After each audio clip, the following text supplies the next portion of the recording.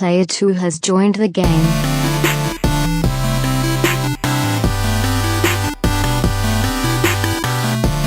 Hey, yo, what's up, everybody, and welcome to episode 114 of the Two Player Co-op Podcast. As always, I'm one of your hosts here, Kevin, along with my brother from my mother, Sean. How we doing? Fantastic. We are live. If you're watching us right now, we are live on the Nerd901 ExtraLife stream 2018, raising money for those big, beautiful kids. Thank you guys so much for watching us. We really do appreciate it. How are you doing today, Sean? I'm doing good. How about you, sir? I'm doing good. How's Solar doing? Solar is worrying about the audio. James, should be good. We got you. Just hurry up home. Hurry home. How do we know he's not home? Because he said he was rushing home and he sent me a funny GIF. Oh. Yeah, so the main reason we're here, if you're just now joining us, we're doing this for the children at Lebanon Children's Hospital right here In Memphis, Tennessee. Cheap pop. But seriously, the main reason we're here, we're raising money for the kids. Be sure, if you're out there watching, listening, reading, whatever you're doing, be sure to donate. That's really why we're all here. Check out extra. Well, if they're in the chat, if you're in the chat and you're reading us, you're probably also watching us, and you're probably also listening to us. Check out extra-life.org/team/Nerd901 to donate. We'll go ahead and get Nick to drop a link in the chat just to be sure. That's what we're here for, is to donate to the kids. So if you're watching live, check out that link in the chat. Get your donations in. It's for a good cause. Thank you all for being here. For a good cause. We've had a lot of fun with a great group of people. It's been a lot of fun today, and the first of many Extra Life streams here at Nerd901, I would assume. So if this is the first time you're watching us, either on Twitch or after the fact on YouTube, make sure you go to youtube.com/2playercoop. Hit that like button, hit the subscribe button, hit the little bell button, so you know whenever we post a video, you get notified right away, because YouTube doesn't like to actually notify you when new videos go live, because YouTube is not great. Also, if you're just joining us, I want to make sure we get a good view of this. The scoreboard here shows Sean 13, Kevin 11, because it rhymes with Kevin. 11 rhymes with Kevin. We had our best of 25 Ultra Street Fighter 4. Why is this so sticky? This is stuck to my hand. What is happening? That's what she said. What are you doing? It's stuck to me. It's magnetic, and that's metal. Nope, that was my skin. Well, your skin is your presentation It's tool. sticky. It's probably... It's sticky. I won the rubber match of our best of 3, best of 25 Street Fighter competition. Best of 5. Best of 5 until Kevin wins. Yes. 13-11 in another highly contested Street Fighter tournament. We always seem to go right down to the wire. Always a good time. I do have to say, I made a heck of a comeback. He did. I was down up 12-8. I was up 12-8. I got it to 12-11. Got it to 12-11, and then I finally got that last win to put it away. Yeah, good job. Always a good time. So yeah, that's what you've missed so far. Back to Kevin. Back to Kevin with sports. Back to you, Poppy Harlow with CNN News. Poppy Harlow. I don't know. That's anything. Anyways, that's anything. That's anything. So Sean's gonna be monitoring the chat. If Logan wants to talk any smack or anything like that, Logan is here with us while his stream's on fire. Logan, I hear you. We went through this earlier. Ours was on fire earlier. The pain is real. Their computer completely shit the bed. Oh, really? Yeah.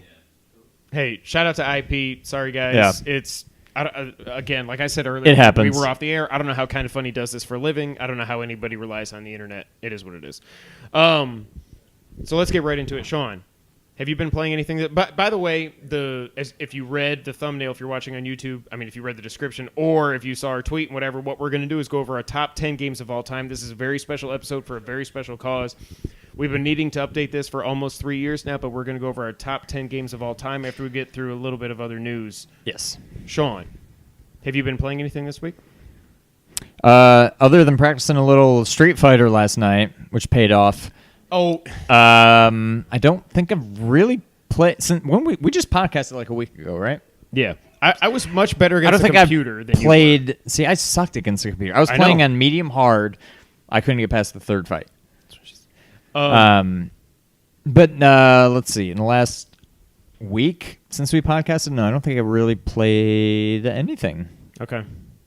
What about you? I know you played a little FullBlast, whatever that is. Why don't you tell the people about it? Before I get to that, I did play a little bit more Hollow Knight. It's still not clicking. I want to like that game more than I do. We'll see if it sticks with me or not, but I'm about 3 days or 4 days away from Hitman right now. Or no, 3 days away from Hitman 2 right now, and that's going to take up a whole bunch of my time. So we'll see how that goes. But as of now, Hollow Knight just isn't doing it for me. We'll see how it goes. Yes. We are up to $1,640 Go us. for Extra Life. That's fantastic. Thank you guys so much. Everybody Thank you that's been very donating. much. That's this has awesome. been a lot of fun. We've still got some reward tiers to hand out here after this podcast, I think. At least I do. Thanks, Mom. Kevin's got a debt to pay here. Yeah. I poop. It'll make sense. Yeah. So, yeah. What's the link again, Sean? extra-life.org/team/nerd901. Fantastic. It's in the chat. It's in If the you're here chat. with us live, check the chat. And There's a link there, courtesy of Nicholas. Nick Shafani. They can also donate after this ends, correct? So once this goes live, Again, they can Logan still is donate. mentioning, I got to make Kevin eat a ghost pepper. So, Logan, here's the thing about that. We couldn't find any ghost peppers, but what we do have is a container, a little vial of concentrated ghost pepper seasoning. Literally, the ingredients say ghost pepper seasoning or ghost pepper. It's made of ghost pepper. It's ground up, dried up ghost pepper. So we couldn't find a ghost pepper, but in lieu of that, we will not we, whoever the person you choose, will be eating. What do we say? Half a teaspoon is what? Yeah, a half a teaspoon of concentrated ghost pepper powder. We have a question from the audience. Nick Shafani. Yes. So at this point in the evening, have we started to decide to kind of haggle down the prices? What I'm saying is, if Logan Not for ghost pepper. I think anything is negotiable. right. That means If Logan says, "Hey, I will donate $50 if and only if Kevin will eat a half a teaspoon of ghost pepper No. powder," then I think we have to take that into consideration. Okay, so Jess, when She's not watching. no, she's not. She's but at dinner. When you watch after the fact, just know that when I'm having my issues, my stomach issues later, it's Logan's fault. All right, Logan, it's on you, buddy. Hashtag Team Young. Hashtag team poop. All right. So I have been playing. Who's that? Oh, it's Nick. There's a fantastic game called Yes. FullBlast. Yes. And I just got to say, this game might be a contender for Game of the Year. Okay. I played it on PS4 and I played it on Vita, and I got to say, in a span of 1 hour, I got 2 platinum trophies. I am now up to 28 platinum trophies. Greg Miller, Colin Moriarty, this is your fault. So I will say, I watched you play this a little earlier. It does sound. Why do you keep doing Your levels are super high. that? Oh. So I watched Kevin play this earlier. It does look fun. It's a vertically scrolling shooter. It's I a lot will of say fun. it does look fun. However, this is straight up platinum bait. Yes. Easy platinum. Just I don't know. So back when we did our pet peeves episode, this You was were one of saying, my "Get pet off my peeves was the lawn." whole trophy thing. I just don't get it. Now I will say for $5, this actually does seem like kind of a fun game. It's a vertical scrolling shooter like Xevious, Yes. like 1942, 43, 44 from the back in the day and everything. But yes, Exactly. It's It a lot did. of It did fun. look fun. I will say it did look fun. I'll give you credit for that. But I just the trophies. You're killing it with the trophies. I am killing you. I'm kicking You are your butt. killing I'm me. up It's 28 to 2. To 2, yes. We'll see how that goes. But really, that's all I've been playing this week. Other than practicing Ultra Street Fighter 4, and that didn't really Which work did out not that well pay for off. me. It did work out in a heck of a comeback, but I could not pull it off. That's all I've been playing this week. Sean, is that it for you? Yeah, I haven't really gotten to play anything. All right, since this is a very special episode, let's jump right into the news of the week. Sean, does that sound good? Sounds good. Let's do- Shoo-doo-doo-doo-doo. Oh, do you remember our old? Remember Yeah, when we used to that's do what, that's what I was going for. Yeah. We don't have that anymore.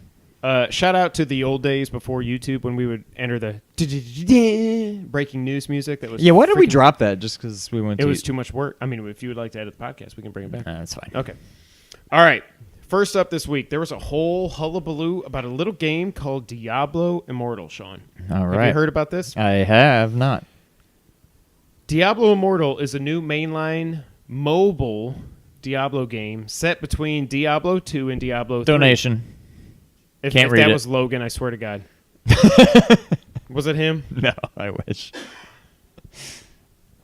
All right. Logan's is coming though. All right, it's a new mainline game set between Diablo 2 and Diablo 3. You still have the same 6 classes: Barbarian, Monk, Wizard, Crusader, Demon Hunter, and Necromancer. But the big thing is they announced this game at BlizzardCon. Okay. When you go to BlizzardCon, Sean, if there's going to be a big announcement that you're leading up to and it's the last thing on the show, do you think it's going to be a mobile Diablo game? That's not what I would expect. That's not what I expect either, and it's not what anybody else expected.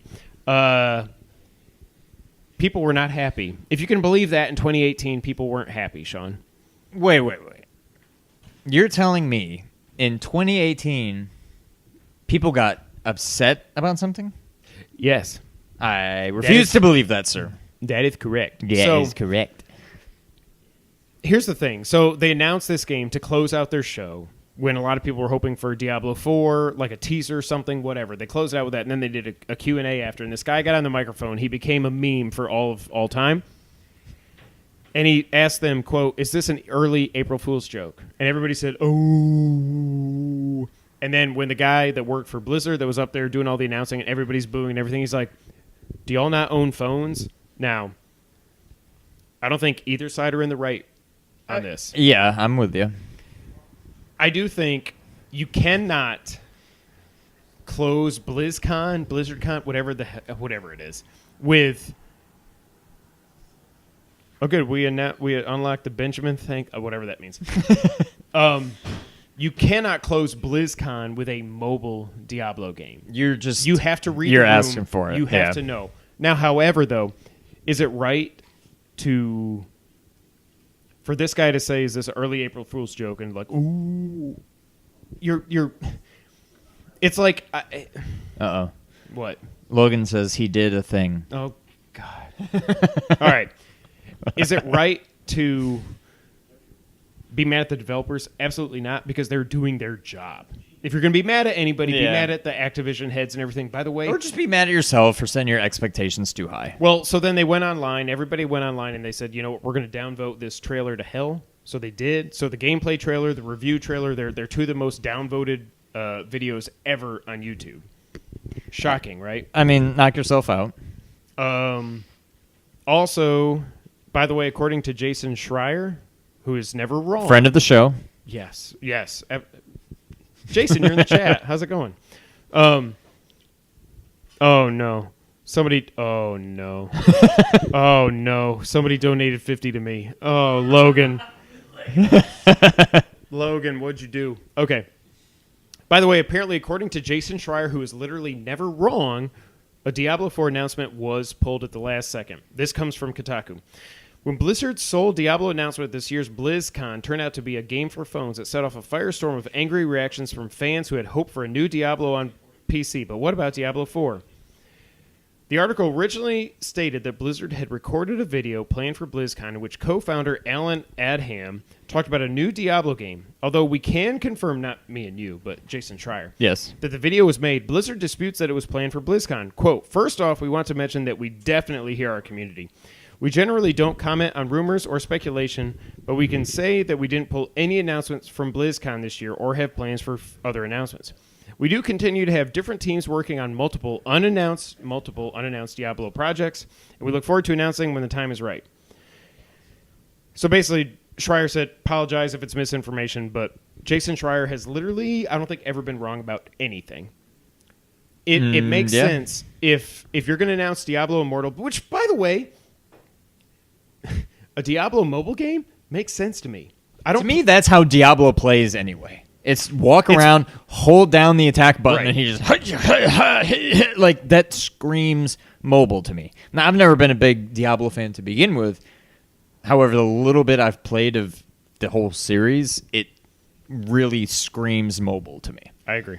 So I'm excited. I tried to sign up for the beta, but all they had on the website was Android, not iOS yet. But I'm like, it makes sense to me. Diablo 4 is coming. That's been it's clear. obviously coming. Yeah. Yes, I think that's already been leaked before this. But no, it's fine. Paul.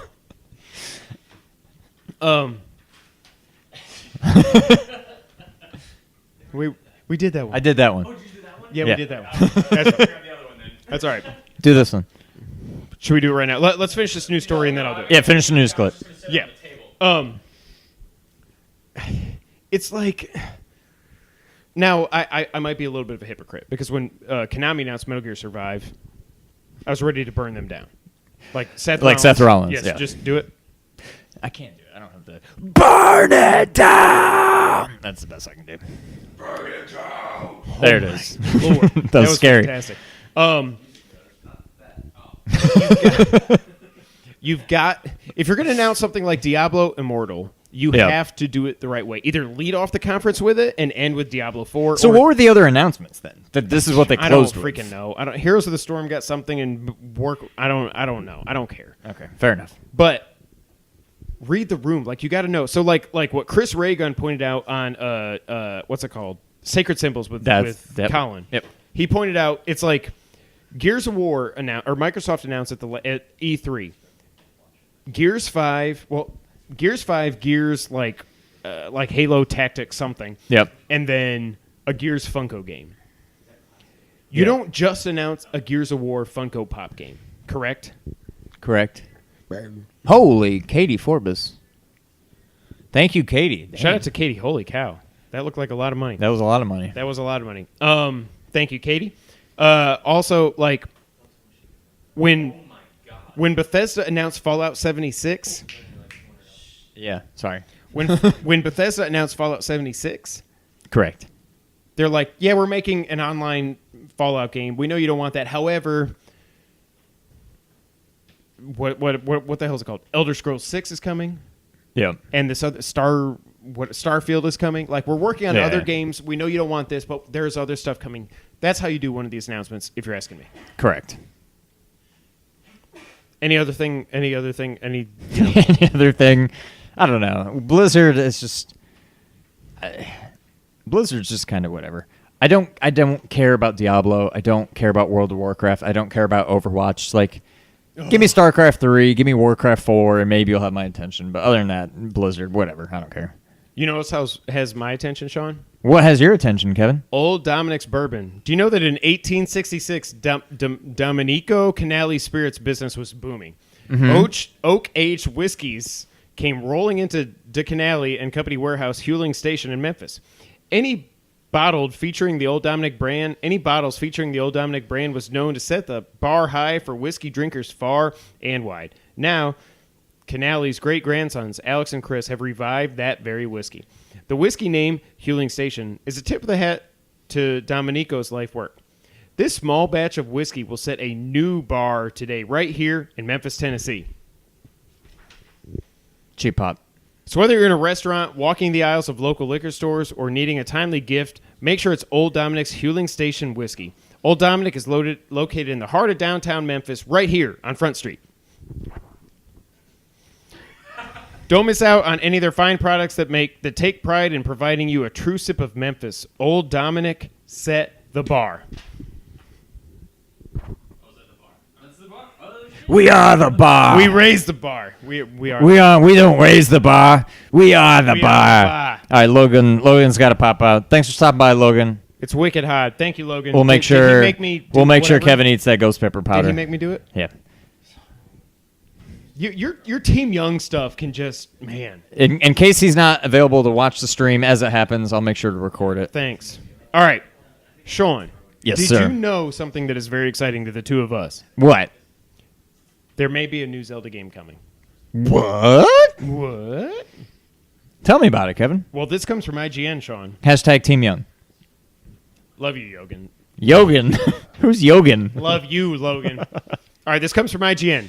Nintendo appears to be starting work on a new Legend of Zelda project, according to a pair of job listings. First spotted by Reset Era user Guru. The listings are for a 3D CG designer and a level designer. Neither reveals much about what sort of Zelda project the developers would be working on at Nintendo, but do have callouts to a few Legend of Zelda franchise staples. Unsurprisingly, Nintendo wants the designer to have experience working on action games and to be able to work on designing terrain-like fields and dungeons. Similarly, the level designer needs to have worked on planning video game dungeons, fields, and enemies. Interestingly, Nintendo also wants the designer to be capable of working on in-game events. The listing doesn't specify what's meant by this, so it's unknown if Nintendo is referring to traditional story elements or something more familiar with multiplayer-focused games. Also unclear is whether or not the two developers would be working on a new unannounced game for Switch, 3DS, or mobile. Kill the 3DS already, seriously. And don't give us a mobile Zelda game. Or DLC for 2017's Breath of the Wild. Nintendo President Shuntaro Furukawa. Why is it's ugh. It just makes me sad to say Nintendo's president and not say Iwata. Well, yeah. He said last month he wants to see more DLC for the company's existing major titles. Nintendo is also reportedly working on a Zelda game for mobile platforms. So, Sean, what do we think this is? Do we think... I will say right now, this is not a new 3D Zelda game. Do you concur? I don't necessarily concur, but Okay. I'm also... I'm very torn by this because part of me is happy that there's a new Zelda coming. No matter But what. at the same time, it's like, obviously there's a new Zelda coming. The other part of me is kind of upset that means they're just now hiring for this game, which means we're not seeing this game for years. Yes, but I went back and forth with Solar about this on Twitter, and remember about a year ago we found out that they had moved the 3DS Zelda team over from the 3DS to work on a new Zelda game as well. What I think is happening, I do think whatever is happening is a new 2D Zelda game, and I think they're putting the finishing touches on it, is what I think. I hope so. Now, when I say new, I mean doesn't exist right now. They're working on a 2D Zelda game. Right. Question from the audience. Yeah, yes, Paul Shafani. Would y'all prefer a 2D Yes. game? Yes. Yes. Hands down? Yep. Yes. What would y'all want to see the story as? I would love to see... I want to see a traditional Zelda game. I want to see... obviously, I want to see Ganon, and I want it to be in Hyrule. None of this, Yes, Beast Gan. Well, we've never seen Ganondorf in 2D, have we? That's true. This guy. I like the way you think. Okay. See, I'm okay with either. I just want a Hyrule game. I don't want Termina. I don't want Koholint Island. I want Hyrule, and I want Ganon. I don't want Wizard. What's his name? Or a The big Wizard. Yeah, I want a more or less traditional Zelda game. Do y'all think as things change as far as feminism and alternative cultures and everything like that, do you think we'll ultimately see a game from Zelda's perspective versus Link's perspective? I think we will definitely get... the question... We already have, right? On the 3D, what was it? What was the thing with Okay, the Zelda's CDI, Revenge? that doesn't CDI, count. thank We you. don't speak about that Zelda's Revenge or whatever. No, Zelda's... whatever it was. But to be fair, no, I think we will. And playing as Yes, Sheik is a badass. I think we'll see that eventually. That's Yes. also kind of like a ambiguous sexuality, so I think that would also speak to transgender. The thing that's weird about that to me, when I remember playing Ocarina for the first time, I thought she was a guy. I thought she was a girl, but the way they talk about it in the game makes it sound like, who very is this ambiguous, guy? yeah. And then it's like, oh, it's Zelda. I'm like, okay, well, the whole time I thought it was a girl. So I'm like, why do they keep referring it to as him? I'm like, I think that's a direct clash between U.S. culture and Japanese culture. maybe. Whereas dress styles are different. Well, it's It also could like be, if you yeah. think about like Symphony of the Night, Konami, they always talk about Alucard as a beautiful boy and all this other stuff. So there's Alucard could easily be a girl in America if that, you know what I mean? Yeah, yeah. But what I do think, I think we get eventually we will get a Zelda's Adventure game or something like that. But I think that will be a 3D, not 2D game. Is what I think. What I will say is, Full Switch console game? Yes. Not like 3DS or something like that? Yeah, and they need to kill. they just need kill to. The I love my please, God, 3DS, kill but the 3DS. just start focusing on the Switch. Yes. I'd be totally fine with a Zelda-based Zelda game. But Legend of Link. Give me Zelda. Don't give me Linkle. Yeah, I'm not having Linkle. Yes. If you're gonna give me a female, give me Zelda. Yes. Let me control Yeah. Zelda. Do I have to save Link? Perfect. Totally fine with that. But don't give me Linkle. Like, And I will it say, just- I loved what they did with Zelda in Breath of the Wild, and we'll talk about that here in a little bit. I love what they did with Zelda in Breath of the Wild because she was like the most powerful she's ever been, and she's like, I'm going to hold this dude in this castle for 100 years until you wake your lazy ass up. That's the only thing. Yeah. We already saw in Twilight Princess, Zelda was actually pretty strong and was a boss towards the end. You have to fight she was. Yeah. Essentially, and then Zelda had her bow and arrow and was extremely powerful. So do y'all think that is was that the start of the shift towards maybe involving her as a primary character to play? I think it was more Linkle, honestly. Okay. I think it was Linkle, and I think it was also in the Just the Hyrule Warriors. Could you play as Zelda in that, or was it just Linkle? I know nothing about that. I never played it. Yeah, I know nothing about that. We'll rely on somebody to research that here in a minute, but I think. But okay, I think there's. By the way, there's- Twilight Princess. If you could get past those first 5 hours, one of my favorite Zelda games of all time. It starts very slow. It just starts slow. It starts very slow. It's hard to go back and play it after you've already played it. Is what I say. So, Y'all, sorry, don't mean to. Thank you. well, no, I'm not ready to move on yet. Excuse me. 2000. Bring that microphone over there. Let's hand this off to one Nick Stefani for some late breaking news. Late breaking news. Thanks to a lot of our friends, Logan, Grant, Ian, and Katie Forbes, we have now reached over $2,000. So thank you very much. Super awesome. So I That's didn't mean to interrupt awesome. you on that, but No, I that felt is- like that was yeah. Thank you all. Fantastic. Thank you, sir. Thank you. everybody. So let's go back to Zelda. So, I hope it's a 2D Zelda game, even if it's I hope it's a 2D Zelda. Link's Awakening remix. Or That I'd be okay with. That's not No, Hyrule that- or Ganon, but that's a great game. Great game. I'd be totally fine with that. Do I think we will see a full AAA Zelda, like you are Zelda game? That I don't know. I'd be fine with it. I would welcome it. I would love it. To me, it almost seems like if they do that, it's going to be that'll be the Zelda mobile game they release, where you're playing as Zelda. Like I can just see them doing that. I see a full Switch game where you are Zelda? I don't know. I think they will. I'd be totally fine with it. I just think- don't know if I see it. I think they will. Because because they're a Japanese developer, and I think Sheik is awesome. I think it happens. I think it I happens. mean, I would certainly welcome it, but I just don't know. Thanks for answering the question. Absolutely. Thank you, Paul Shafani in the crowd. Sean, Yes, you want to sir. talk Final Fantasy 15 and be really depressed? Sure. Okay, guess what? What? Hajime Tabata has left Square Enix. Mm-hmm. And 3 out of the last 4 DLCs for Final Fantasy 15 have been canceled. So, episode whatever is coming out in March, and then after that, nothing else. Do you care? Not really at this Really? point. Okay.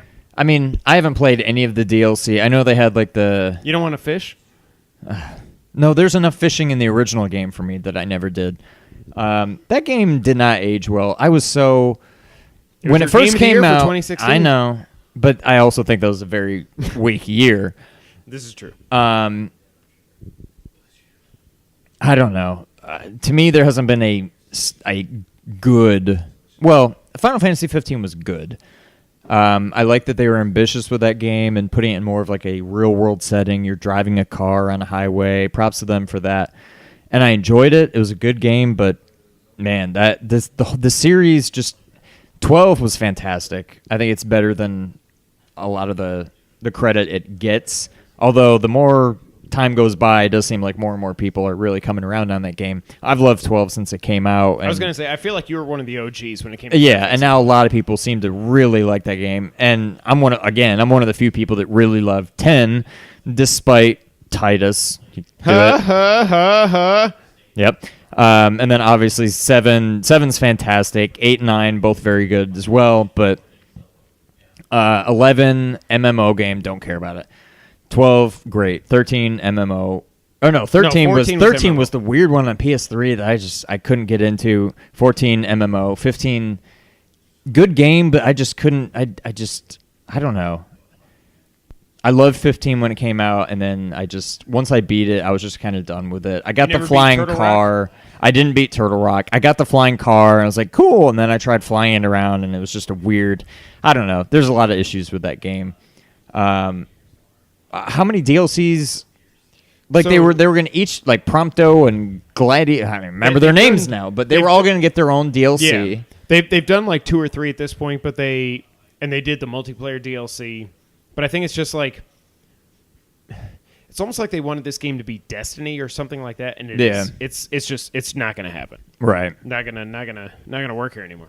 Yeah, I don't know. No, it doesn't surprise me, and it also doesn't really. I'm not gonna lose any sleep over it. It's fine with Logan, me. for liking my tweet that just tweeted itself about you raising $50 to make me a ghost pepper.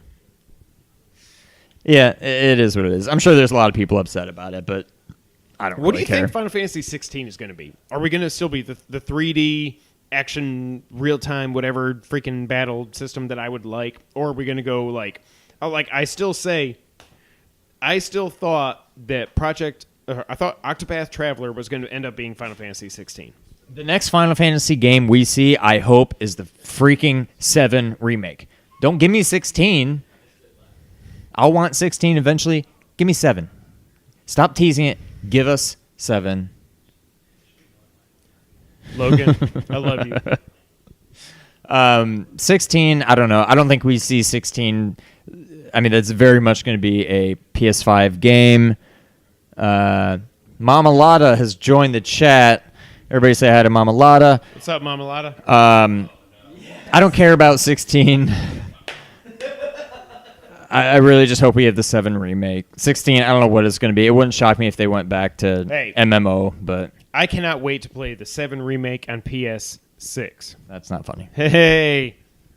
I still say it'll be the 4 Swan Song. Okay, 2 more quick items here. Did you know, Sean, that Sony randomly just released a new PS4 Pro? I did. You did or did not? I did. I mean, I haven't researched it, but I saw it. I saw it was just kind of a quiet They launch. did a stealth release of a new. So if you buy a PS4 Pro now, it's a new version where the jet engine is 2 to 3 decibels lower and apparently makes a big difference. I feel like 2 decibels is like that was 2 decibels. You don't know decibels. I know decibels. No, you don't know decibels. I know decibels. I feel like 2 decibels. The difference in 2 decibels is probably 2. Like not a big deal. Supposedly, it's enough that people were like, "Wait a minute, this PlayStation is different than the last one." I don't know about that. Poop. Yeah, I don't know. I'm still not about to go get a Pro. If my PS4 dies at this point, even if it died right now, I don't know that I'd get a Pro because, well, I would need something to replace it because I have games to play. Well, yeah, but like at this point, it's like you might as well just wait. Like the PS5 will be backwards compatible. Otherwise, they've already lost the Xbox 2. So yeah, even if my PlayStation at this point we're so close to the PS5 that even if my PS4 died right now, I'm not getting a Pro. Unless there's a crazy, crazy deal and I can get a Pro for like $50 more than the original. But all right, somebody get Mom a lot of the donation link. Nick, look in your direction. There we go. So, one last item here before we get to the main topic of the week, Sean. Yes, sir. I want to go back. This is something that IGN sent out this week. So the NPD has been around since 1995. And recently, this week, they released the top-selling game for every year since 1995. Do you want to know what they are, Sean? Yes. 1995, what do you think it was? No idea. Something on PlayStation. Crash Bandicoot. Mortal Kombat 3. Yeah. Oh, so it's not systems, like, best-selling game. Overall, Okay. like one Okay. game. Yeah, so 1995, Mortal Kombat 3. Okay. 1996, Super Mario 64. That was 96? That was 96. When the N64 came out, yeah. Wow. Okay. 97, Mario Kart 64. Okay. What do you think 98 was? Ocarina. No, that's not best-selling. I don't know. The Legend of Zelda Ocarina of Time. Oh, I was right. outsold Okay. Metal Gear Solid. I was right. I wouldn't have thought that. 1999. This is really disappointing because this game apparently sucked. 1999. Also on the N64. It starred a simian. Donkey Kong Country? 64 was the best-selling game of I 99. loved that game. That game is fantastic. I don't know. That game is fantastic. Oh my god. Oh, so good. 2000. Star Fox sucks. In 2000, Pokemon Stadium. Pokemon Stadium.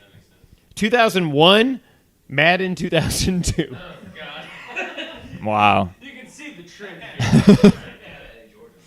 I was going to say that's Eddie George. I don't know why that stuck in my head, but I feel like that was the Eddie George one. 2002, what do you think it was? Madden 2003. No. It was a 3D action game where you can get hookers and blow Grand stuff. Theft Auto. Grand Theft Auto 3. Nope. Vice City. Yes. City. Vice City. PlayStation 2. 2003? Great fucking game. 2003. San Andreas. No. No. Wait, what console? It does. Across it's all. It's across all, yeah. Oh. It might have been a sports game. Madden 2004. 2004 Madden. Wait, so we have Halo next. 2004. No, Madden Halo was 2005. 2001. Oh, okay. Wait, what? Madden 2005. No. NHL 2005. No. I don't know. Something 2005. You would think NHL would have been the best-selling game. Yo, the sticks, bro. GTA. GTA San Andreas. San Andreas. 2004. Okay, 2005, Madden 06. 2006, Madden 07. Okay. 2007, Halo 3. Wii. Guitar Hero. Guitar Hero 3. 3. 2008. Guitar Hero World Tour. No. No. Rock Band. Rock Band, yeah. 2009. You're gonna now the trend starts. Call of Duty or something. Modern Warfare 2. 2010. Call of Duty. Black Ops. Yeah. 2011. The other one. Modern Warfare 3. 2012. The other one. Black Ops 2. 2013. Chill. Wait. Madden 14. No. What came out in 2013? No. Oh, was it GTA 4? Oh, no. That was 2008. No. GTA 5. Oh, Red Dead. No. GTA 5. 2013 was GTA 5. Why did I think that had a title? Oh, because it's the name of the city. Never mind. 2000. Now it gets really boring. 2014. Call of Duty. Advanced Warfare. 2015. Call of Duty. Black Ops 3. 2016. Call of Duty. Infinite Warfare. 2017. Call of Duty. World War 2. So God help us. Wait, there's no basketball games. no. No. 2K didn't.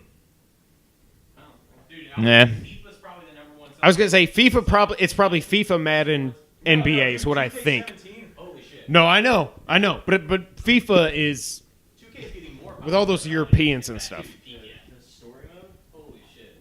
Like people were eating that a lot. Yeah. So those were the best-selling games since 1995. It was fantastic. All right, Sean. Bart. It is that time of the week, Sean, when we play the top It's the top 10 games. of all time. All right, so this is a very special occasion. So we've been talking about doing this literally like forever. Yes. I mean, not literally forever, but Not literally. since we did it the last time. We've been talking about this since the last time we did Since it. January 2016, it is time to refresh our top 10 games of all time. Extra Life is a big deal. There's no better time to do this than Extra Life. Yes. Do you agree? Agreed. Concur. Awesome. So we last updated this in January 2016 when we did our third podcast 111 episodes ago, which that is freaking crazy, dude. Has it really been that long? Yes. Episode 1 was Metal Gear Solid 5. Episode 2 was Christmas. Episode 3 was our top 10 games of all time. That's crazy. That's correct. crazy. That is correct. All right. That is correct. So, Sean, how you want to handle this? You want to go through? So you've got you've got some cuts. You've got some. So here's the honorable thing. mentions. I've got. So I started with my top 10 from that last time we did. Yes. My top 10 as well as my honorable mentions, and then added in some more recent games. Okay. and then figured out which of those made the cut and whatever. So I have my top 10. I have 4 honorable mentions, but then real quick, I've had a lot of changes to my top 10. Namely, 1, 2, 3, I had 5 4. cuts from last I have 4 games, I think, looking at this really quickly, that were in my top 10 that are not in my top 10 now. Okay. One of them's an honorable mention, so I had I'll 5. wait. Cuts. Metal. It's gonna kill you. Metal Gear Solids 3 and 5, both What in my is top wrong 10. with you? Not making the cut this time. You didn't have either? Neither. You are just... And also Super Mario 3. Oh. It didn't end up in my top 10. Would you like to know my cut? The from last others, I'm not even going to call these honorable mentions, just notable games that anybody that knows me might think they were either in my top 10 or honorable mentions that aren't even an honorable mention this time, but are still going to be honorably mentioned. Zelda 1, not in there. Super time? Metroid. You suck. Super Metroid. Last That's of fine. Us.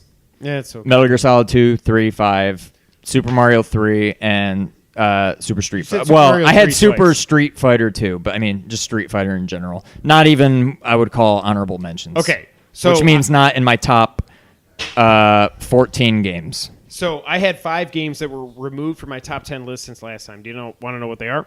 Yes. Super Mario Brothers 3, Okay. which broke my freaking heart. I know. Grand Theft Auto 5. dropped Honestly, out. what killed that game was us doing Mario Mondays of And Super liking Mario World. Mario World better. Yep. We'll get to that in a minute. Spoiler alert. GTA 5 dropped out. Yep. Uncharted 2 dropped out. Okay. God of War 3 dropped out. Okay. We might get to that here in a minute. Yep. And Street Fighter, I had Special Champion Edition. That was stupid. I put Super Street Fighter 2. I mean, Street Street Fighter, Fighter dropped out. I would put every single Street Fighter. I mean, I would just it's lump just it all into Street Fighter. one. Exactly. Yeah. All right. So who wants to do our number? So my honorable mentions. I'll crank through my honorable mentions real Okay. quick. I got 4 honorable mentions here. StarCraft, which was in my top 10 before. It was number 10. It was. I still love that game, but it hasn't aged well. I'll still pick it up every now and then and play it. Way ahead of its time, I think. Still a great game. I'll save that. GTA 5, that one really killed me to leave out just because Same with me. it's just This is my so number good, 10 and I game can pick broke my that heart. game up literally any time and just get back into it, and it's so much fun, but I couldn't put it in my top 10. Another one, stop. Drop. Shut him down. Open up shop. What? Oh. No. Final Fantasy 12.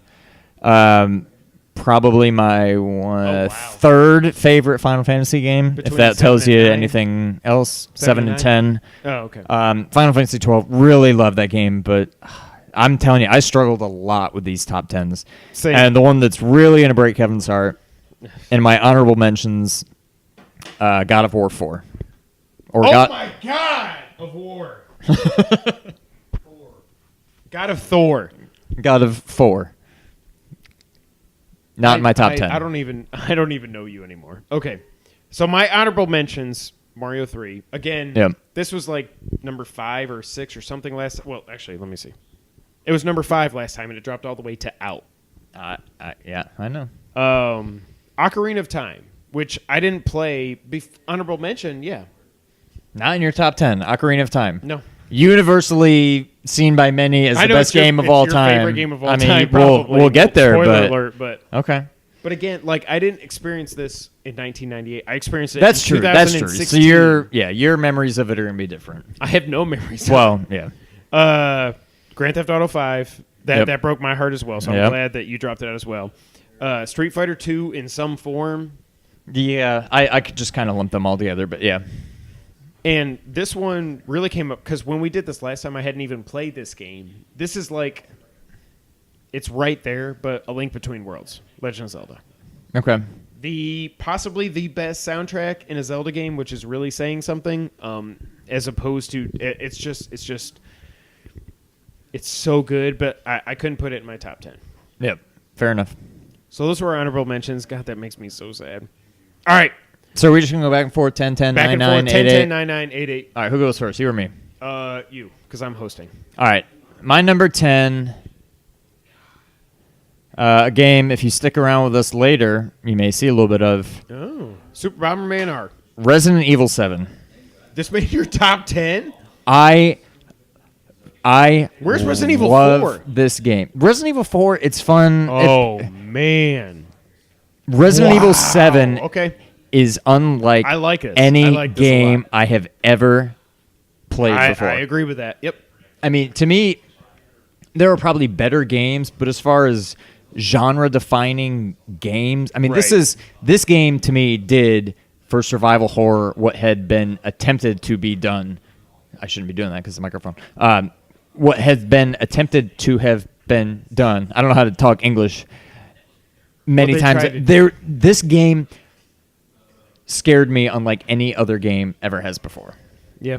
I mean, now granted, Resident Evil 1 scared me back in the day, but I was like a little 12-year-old kid, and it was just, and that scared me. But this game, like, I was going in back and forth in my head of like, I want to play this game, and then I'm like, I don't know if I can handle this right now. Like, it made me rethink playing the game. Not because I didn't want to play it. I definitely wanted to play it, and just something about it was just, it would almost keep me from playing it because it was so just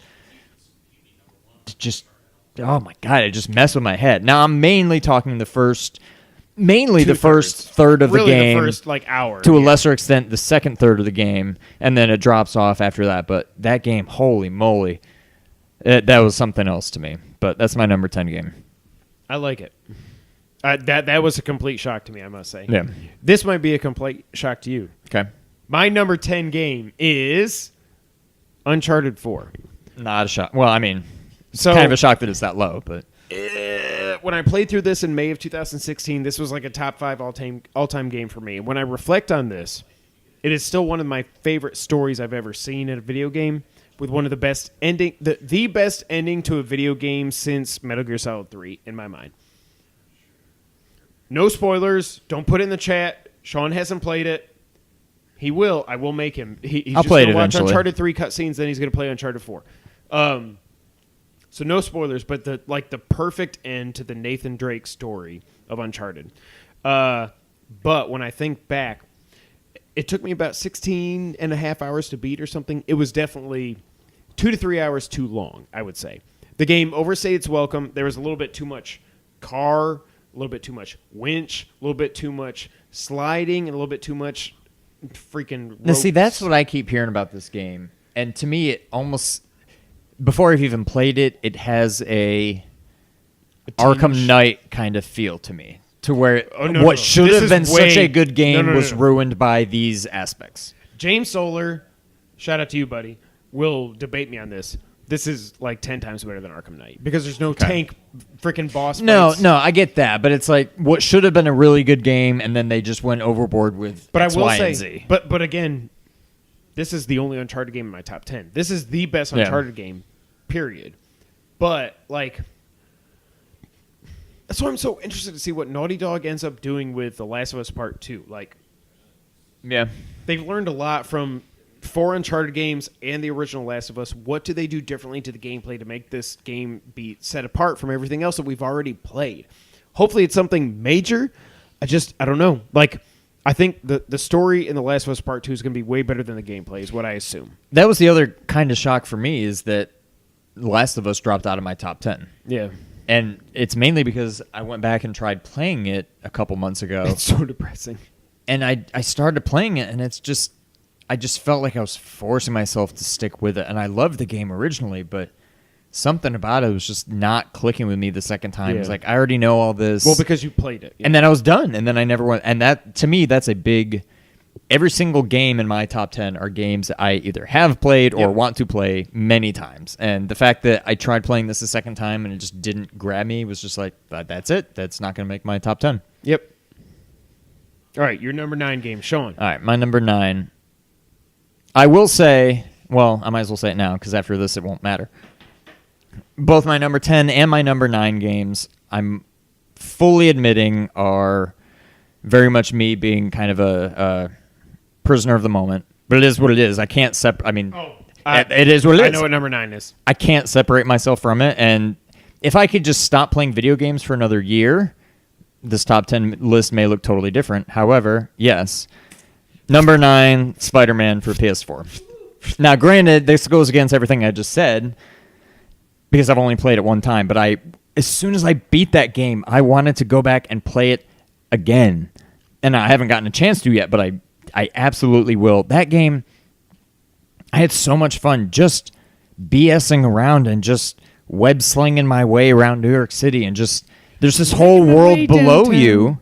And you're just swinging over top of it, but it's still so engaging to me. And the story was fantastic, and the combat was great. And oh god, I love that game way more. I thought I would like it a lot, and that game, I loved that game.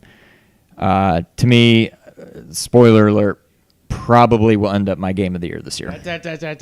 Probably. I mean, since you didn't even include God of War 4, God of Thor. That'll obviously be up there for this year, but. That's the only game from 2018 on my top 10. I will say I have a game for 2018 on my top 10. Obviously. But I will say I was like super high on Spider-Man, and then I dropped, and then when I got to like the third act, I was like, holy crap, 10 out of 10. Like, so good. Like, if you get rid of the stealth sections and making me be MJ and Peter and all this, like Peter's walking into the Those are definitely the really low points of the slow. game, but it didn't tarnish the game enough. It didn't tarnish the game for me. It was a low point of the game to me, but Yeah. I also didn't force myself to get a platinum because I didn't care. And I think if I did, I'd probably like this game a lot less now. Because of it just seemed like it was such a just bleh, like This is probably my second favorite game of the year, period. We'll see what Hitman does. But what my thing is, the Peter and the MJ sections were not something you needed to do to get to platinum. They were story-based, like slow everything down, walk into the lab super slow. Now, I like the puzzle things with Peter in Doc Ock's lab. I love that stuff. Mary Jane, whatever, like make the statue do this, and you got to sneak around. Like, no. It depends on the day. But, like, the game, those were by far the worst parts of the game were the platinum stuff. Let me just go around the city forever and get these. And the thing was, crimes. those parts I enjoyed. I enjoyed the random crime. Oh, there's a crime. It was kind of a cool aspect of do I want to be Spider-Man and go take care of that, or do I just tough. Do I just play the figure game it and out go? right? Yeah. And when I was just picking those up as they went, they were fun. But when it got to the end of the game and it was all these things I would have to do just in order to get the platinum, I'm like. Right. I don't really care to do it, and I feel like it probably would have tarnished the game a little bit for me. But yeah, I can separate my platinum chase from the actual game, which I loved. Like I said, it's probably, spoiler alert for our last podcast this year, it's probably my number 2 game of the year. Right. I don't know how anything can surpass that between now and then. Yeah. I did like it. I loved it. But there are some things that just it knocked it down a few pegs for me. yeah, All right, number 9 for me. Super Mario Odyssey. I'm kidding. Super Mario World. yep, Super Mario World. Now, this is a game that I would say, so Super Mario 3 in our last top 10 list Super Mario 3 was my number 5 game of all time. I had 5 drop out, 5 new games. This is a new game in my top 10. Super Mario World, we were Genesis kids. Yes. So we never really experienced it the full way like we should have. But as I got my SNES Classic and as we did Mario Mondays and everything, I really do think that my opinion on what is the best Mario game ever has changed, and I do think Super Mario World is the best Mario game ever made. For a long time, I said Mario 3 is the best game, and then as we're playing through it, I'm like, I want to like Mario 3. Mario 3 is better. I want to like Mario 3 better. Mario 3 is better. It's really not, though. Like, it's an unbelievable game. They are both. To me, Everything World from is here on better out is a in 10 out of every 10. way possible. There's nothing better about 3 than World. You can make the argument about, no pun intended, but game changing, genre changing, whatever. Yeah. But World surpasses it in every single way. And 3 is a fantastic game. I still cannot. If you look at Mario 3, I still cannot believe that game came out on the freaking NES. Yeah. Where Super Mario, where not even Super Mario Brothers came out on that day. Yeah. And someone they got Super Mario Brothers 3 to work on that. That is amazing to me. I agree. Super Mario World, it's a game, like I said, we didn't have Super Nintendo. I played it at Randy's, I played it at Tim's, I played it at Tom's. Everybody else other than us had Super Nintendos. Yep. We were stuck with Sonic 1, 2, and 3 and Knuckles. But this game, when I finally got some time into it and everything, and really like on my 3DS and then on SNES Classic and everything, and then Mario Mondays, this is the best Mario game ever made, and I don't even think it's even close. I agree. Number 8 for you, Sean. Number 8 for me, it's a game I've talked about on the podcast many, many times, so not a whole lot extra to say now. My number 8 game of all time, a classic, Chrono Trigger on the SNES. Sell me on this damn game. I don't think you'll like it. If you don't like turn-based... I don't. I mean, it is the almost perfect turn-based RPG game. It's fun and yet simple at the same time. It's easy to pick up, easy to learn. There's nothing that would confuse you about it, but if you don't like turn-based RPGs, you're not going to like it. But to me, the Super Nintendo was almost the peak of, RPGs. But it's just such a cool concept that had, to my knowledge, never been seen before with the time travel, and you have this world that exists, and you go to it in different time periods from 65 million BC to, I don't know, thousands of years AD. Really? Are there dinosaurs in this game? Yes. Oh, okay. All right. Well, I mean, there's now I gotta play it. Dinosaurs, but oh god, it's so good. A game that absolutely holds up to this day. Chrono Trigger, my number 8 game. This is a game I want to like and I want to play so bad, but like you said, I honestly don't know that you'll like it. I won't like it. I think it's a fantastic game. I don't know that you'll like it. So I think you should definitely give it a shot just to say you've played it. Right. But I'm not expecting you to beat it. No. But I think you should try it. Okay. Number 8 for me, Sean. Yes. The reason we're doing this podcast. Metal Gear Solid.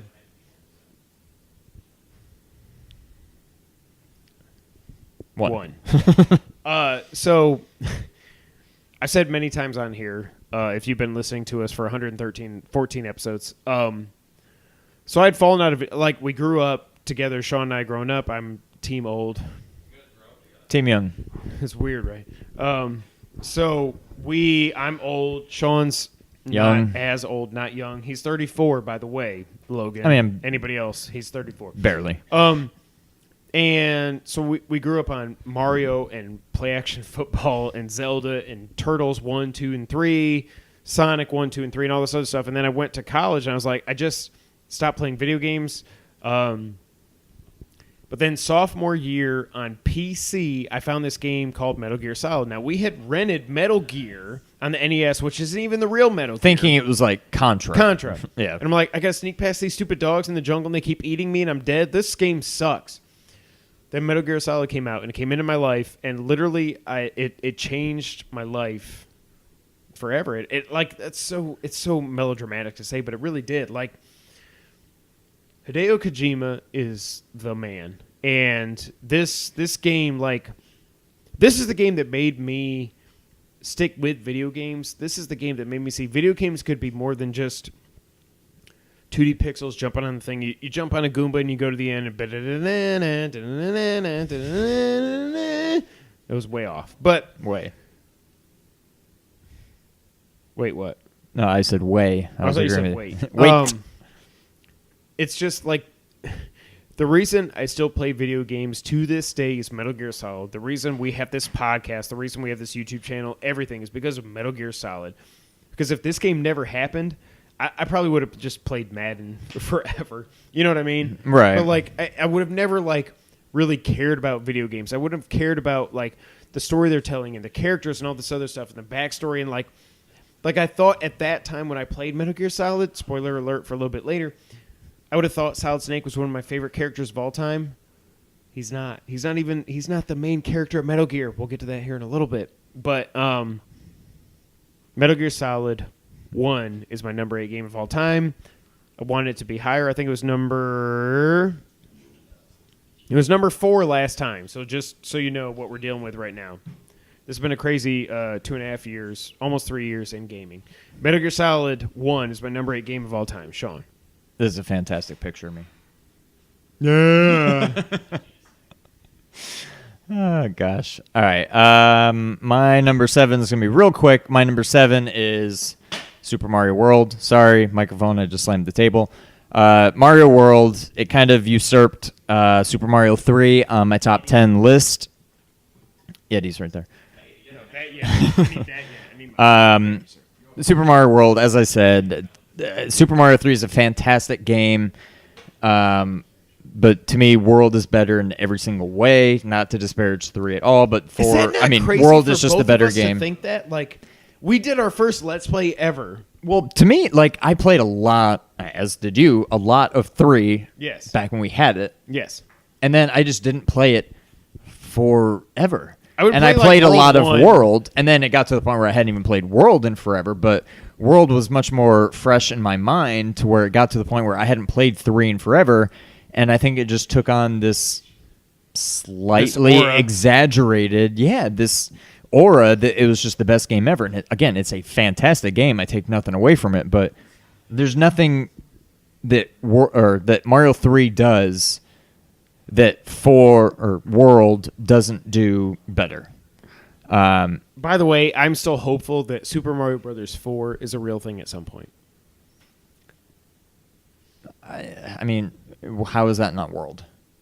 No, but what I'm saying is we've moved past Super Mario Brothers. We moved past World. We moved past new Super Mario Brothers. Like, get us a new 2D Mario Brothers on Switch or Switch 2 or whatever the hell it ends up being. That's just, you call it Super Mario Brothers 4. Or just call it Super Mario.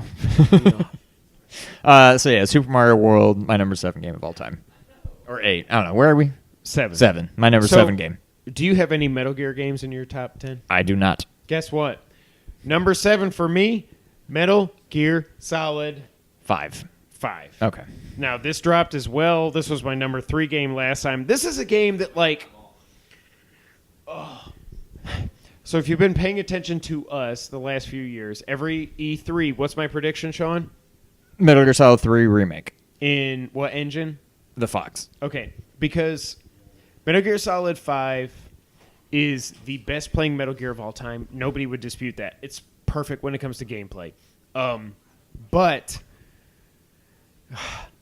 I will never... It will always eat at me like... Was it called The Phantom Pain because this was the game that Kojima wanted to make, or was it called The Phantom Pain just because it was called The Phantom Pain and he's got his arm cut off and it's whatever? No spoilers. But the best playing game with a story that, while completely lacking, ties up one of the biggest plot holes in Metal Gear history. Would you agree? It ties up a plot hole at the end of Metal Gear 1. Yeah. Going into Metal Gear 2 on the MSX, not the NES, because those don't count.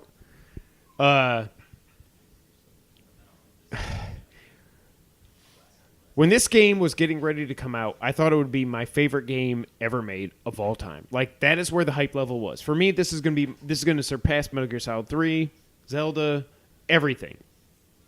And it didn't hit that. It's the best playing game. A good ending, but the actual story that makes me love Metal Gear is completely not there. Yep. When I look back on this, I wish Metal Gear Solid 5 would have been a more linear game rather than an open world game. To me, the engine is fantastic. The gameplay is fantastic. Yes. To me, the story is not there. The world is a little bit lacking. It's mainly just wilderness. Exactly. You ride a horse between mountains and you find a freaking base and you kill everybody. Okay. And a lot of it, like a game you may see later in my top 10, to compare to like Breath of the Wild. Breath of the Wild was a lot of wilderness also, but I had so much joy just running through that world. Even if there's nothing around, I just loved it. Metal Gear Solid 5, it's like, if I had to get from here to over there, I'm probably just going to call the chopper, jump on it, and then have it drop me off near there. You'd rather take the 2 minutes of loading times to go back to base. Right, rather than just run across the map. There's just not a lot going on for me, which I think is, after all these years, it's been like 2 years. 3. 3, oh God, yeah, 3 years. We are old. It went from being pretty high, like I think in my top 5 before, to off it altogether. It's still a good game, but like I said, to me a big thing is always that replay value. And I've just never had the desire to go back. It was number 3 for you. Was it really? Yes. All right, so How the Mighty Have Fallen. I've just never really had that desire to go back and play through this game again. Still, definitely a good game, and I loved playing it that first time, but not something I ever really need to play through again. Sean.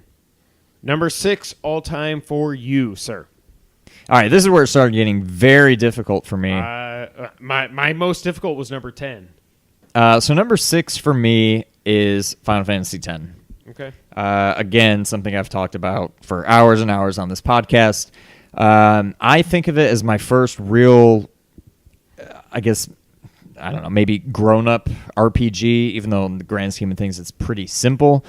I think one of the first RPG games I really played was Mario RPG on an emulator. Whoops. But what drew me to it was that it was so simple. I always thought of these RPGs as just complicated with all these magic spells you had to craft and weapons, and only certain I smite thee. only certain people can have certain. It's just they never really grabbed me. They just kind of intimidated me, really. And then Mario RPG, I just absolutely loved it. It was very simple, very engaging, and I loved it. And I think in a weird way, it kind of gave me the confidence, as weird as it sounds, to try more modern RPGs. And I remember I was at, I think it was still EB Games at the time, not GameStop. GameStop. It was still EB Games at the time. And I think I saw it used for like $20. I'm like, what the heck? I'll buy it. Dove right in that night and never looked back and just fell absolutely in love with it. Obviously, the voice acting leaves a lot to be desired. But to me, the story is fantastic. The characters are very engaging. This is Titus. Ha, ha, ha, ha, ha, ha. Yes. The voice acting leaves a bit to be desired. But, God, it's such a good game. I don't know. I have a few of these on my top 10. And for every one of them, I'm tempted to say it's turn-based RPG perfection. But I mean, it's up there. The story's fantastic. There's a lot of fun bonus stuff to do, and it also just kind of holds a sentimental place in my heart as just kind of being the first, real true RPG game that I fell in love with. So my number 6 game is Final Fantasy X. My number 6 game used to be my number 2 game. Okay. What do you think it is? A Zelda game? Mm-hmm. Link to the Past. Nope. 1. Yes. Wow. Okay. Number 6, The Legend of Zelda. So, Logan, you and I, we got issues on this game. So, The Legend of Zelda, I literally play through this game once a year, if not more. The Master Quest, the Master Quest can just kick rocks at this point. I'm done with that. It's like Streets of Rage 3. Yep. It's just artificially inflated difficulty that you just try to make like the bats kill you in one hit or something stupid. Like it's so ridiculous. But Legend of Zelda, were like when we got our NES in 1987 at Christmas, we got Mario, Zelda, golf, and maybe tennis or baseball or something. But like, I was like, okay, these are fun. These are fun. Then I played Zelda and I was like, whoa. Yeah. Like, this what is is this? Yes, this was the first open world game. This was like the one game I can always go back to no matter what, and like I can play through this in 7, 8, 9, 10 hours, whatever it is, and know that I'm going to have fun, and know that I'm going to like have a blast. I get it. If you've never played this game when it first came out, it did not age well. I still love it. Don't get me wrong, but I'm saying for people that have not experienced it, Logan, for little babies, I can like understand how it doesn't resonate with them. But I still love it. Yes, it is. I still say from here on out, all my games are a 10 out of 10. Yeah. So, like, Legend of Zelda, like, there's really nothing else I can say. For a long time, I was saying this was my second favorite game of all time. It's not the second best game of all time. No, we're not. This is not top 10 best we never games of all even- time. we didn't do These our are very disclaimer. much our personal favorites. So take that for what it's worth. But this like Zelda, Zelda 1, Legend of Zelda, whatever you want to call it, will always be one of those super special games to me that like I can play this when I'm 80 years old and I'll be like, this is still one of the best games Right. ever made. Period. Hi, Fairy. Legend of Zelda, my number 6 game of all time. Can't argue with it. All right, number 5. We might get this the same. I would be shocked. Well, I don't know. I guess I wouldn't be shocked. Would Number you? 5 is a game that was not even on my top 10 last time Same. or honorable mention. Same. And I think how it found its way into my top 10 is via the absence of another game that I don't remember if it was in my top 10 or if it was just an honorable mention. But as Super Metroid left my top 10 / honorable Oh my mentions, God. Symphony. in came Symphony of the Night. Okay. Probably to me the perfect Metroidvania game to me. I kind of am shocked because I had played it the last time we did our top 10. I'm kind of shocked it wasn't on my top 10 back then.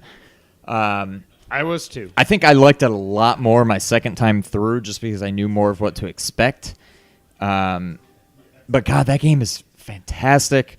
The whole, I mean, even though by this point I've long since known about the big twist ending, spoiler alert, flipping. What? Yeah, imagine that. Oh.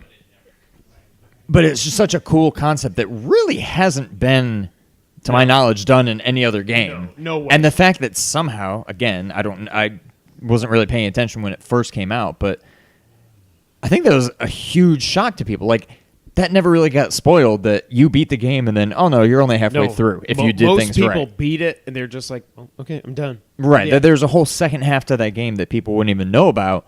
But God, that game is so good.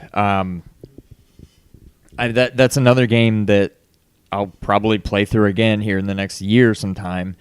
It's a game I'll keep coming back to over and over again, and it doesn't really lose anything over time. And while I always thought Super Metroid was probably the perfect Metroidvania game and what really kind of defined the genre, in my mind, I think that Symphony of the Night is probably the better game.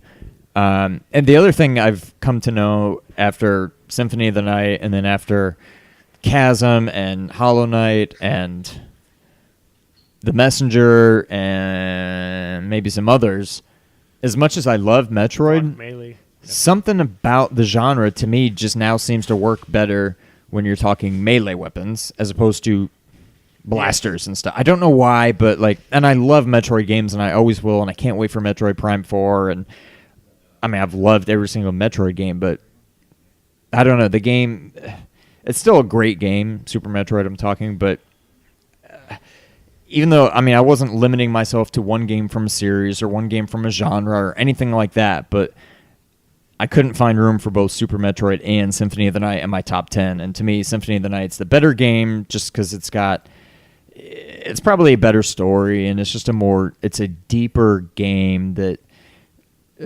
even though the twist has not, I won't say it hasn't aged well, but it's not a twist anymore. Everybody knows about it, Yeah. but it's still such a cool thing to do.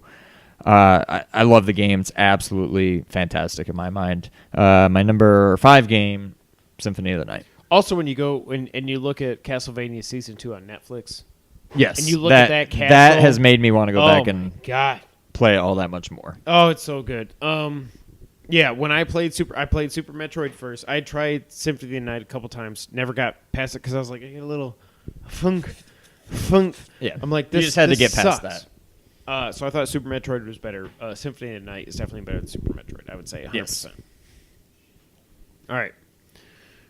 Number 5 for me. Number 5 all time for me. Horizon Zero Dawn. Wow. Okay. Horizon Zero Dawn, if you paid attention to our podcast last year, especially our Game of the Year podcast, even then when I had everything laid out, I was like, ooh, I gotta poop. Like, I don't know what to do. You got to poop? Oh, Le'Veon Bell's not going to report by Tuesday, which would make him ineligible for the rest of the year. Wow. Take that, John Casey. You should have traded him to me. I'm glad you didn't. That, Glad you didn't. Anyways, Horizon Zero Dawn is a game that when I went into it, like, so it came out 3 days before Zelda, which is like Breath of the Wild. Which is like the death knell when it comes to games. And this game completely just took me by surprise. Like, I've never liked bow and arrow in games. Yep. Especially as a main attack. It's just never been something that connected with me. The story in Horizon Zero Dawn, even though you've got the weird, like, animations like, hey, Sean, do you want to go to the bar? Like, this game is so freaking good. And I never even played through all the Frozen Wilds because I just got distracted with all the new games coming out and everything. But, like, the game's beautiful, obviously. Aloy's hair is exquisite. Like, there's nothing that compares to Aloy's hair. And if it wasn't for Breath of the Wild, obviously this game would have ranked higher. Spoiler alert. Yep. But this game would have ranked higher in my Game of the Year last year. Like, this was, like... It's like I was trying to name my kid or something. It's how difficult this was for me to name my Game of the Year for last year. Yeah. Horizon Zero Dawn is just exquisite. I cannot wait for Horizon 2 Dawn or Horizon Later Dawn or Horizon 1 Dawn or Horizon 5 Dawn. Whatever they're going to call it. Like, I cannot wait. Because it's so obviously set up for the sequel. No spoilers. Don't worry about that. I cannot wait to see where they go next with this. Shout out to Gorilla. Killzone what? Horizon Zero Dawn is my number 5 game of all time. So, I agree that it's a great game. However, if you haven't already gotten the feel for it, in my top 10, it tends to skew more older games. Besides my number 10 and number 9 game, which both came out in the last 2 years. There's a certain game that you're missing. So, the thing is, there are some older games with a lot of depth, i.e. Chrono Trigger, say, or Final Fantasy X, that are long, drawn-out, engaging games that shouldn't have a lot of replay value in my mind, and yet I keep going back to them. Horizon Zero Dawn, I loved. Last of Us, loved. Metal Gear Solid 5, loved. But something about those games and a lot of newer games I'm finding, I just don't have that desire to go back and play again. Now, the difference between the two newer games on my list, Resident Evil 7 and Spider-Man, Resident Evil 7 I've already gone back and played through again, and Spider-Man I will. Yeah. These other games, for some reason, as much as I love them, they haven't drawn me back into playing through them again. I don't know that I'll ever play through Horizon again. At this point, I'm definitely not going to play through Metal Gear Solid 5 again. I get that. And I can't put my finger on it. They just, as good as they were, and I don't deny that they were a good game, something hasn't made me go back and play them. And even The Last of Us, which I loved, and I've been talking forever about wanting to go back and play through it again before Last of Us 2 comes out, and I tried. I played it for a few hours one night and had fun, and now I think I'm done. I don't think I'm going to go back and finish it. Not to take anything away from it, but that's why a lot of these games didn't find their way into my top 10, Horizon Zero Dawn included. As much as I loved it, not in my top 10. I think these games now are so freaking involved. Thank you, Paul.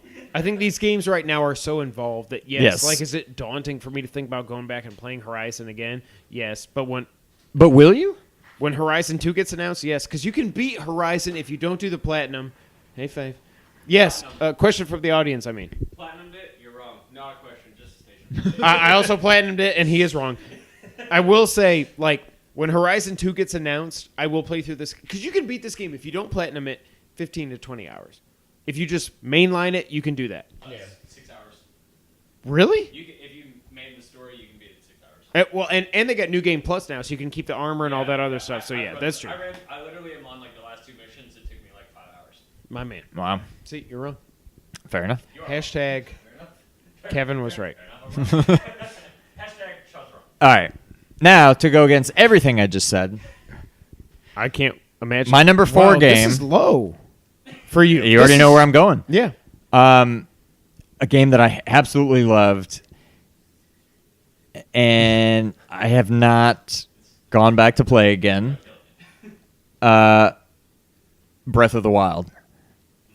Loved it. Still, to me, it's a 10 out of 10. Not a perfect game, Yes. but a 10 out of 10. I know that doesn't make sense, but you get me. No, yes. In hindsight, the game was so much fun just exploring and whatever. It was so cool.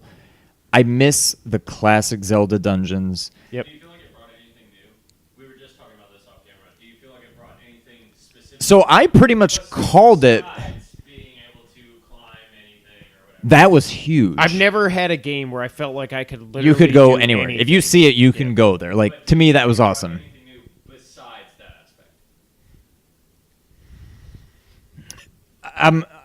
I'm tempted to say yes, but it really just kind of falls into that. It's something I know Zelda has always been open world, but they don't. Not in a bad way. We were just Right. talking about it off camera. And we were like, did it bring anything new? And I was like, So- you can climb literally anything. Yeah. I mean, to me, that alone is huge, but also it's just so. There are 4 levels. You can do them in any order you want. Whereas in the other games, it's like, here's all the levels. They still number them, and in some of them you can do out of order, but they're more or less kind of a set path that you go through. Is it significantly challenging enough for an experienced gamer? I didn't think it was that. Once you get the hang of the combat, I didn't find it that challenging. But with this game, what separated this game, and I can't tangibly tell you what the difference is, but what separated this game from, say, Ocarina or Twilight. Thank you. I kept wanting to say Phantom. Twilight Princess. Do Phantom not- Hourglass. We don't talk Ugh. about Phantom Hourglass. Was- those stupid touchscreen crap. With those games, I've never played Majora. I liked Majora. With those games, I loved playing them, but I was always kind of on that path. Okay, now I got to go to this level, and while I'm on the way, I'll do this, this, this.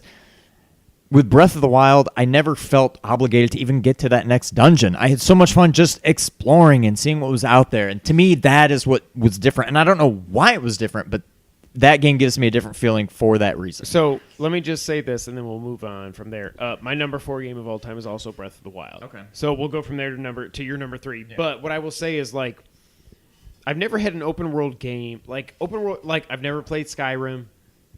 Sorry, whatever. But like, If you like Breath of the Wild, you like Skyrim. yeah. Really? But like, this was like what you were saying. Like, I can remember going from I can remember when I first started playing Breath of the Wild. You get the 4 things. You get your runes. You fly off the thing, and then they tell you to go along this path. You're going along this path by the water, down by the river, and as you're going down by the river, there like you just like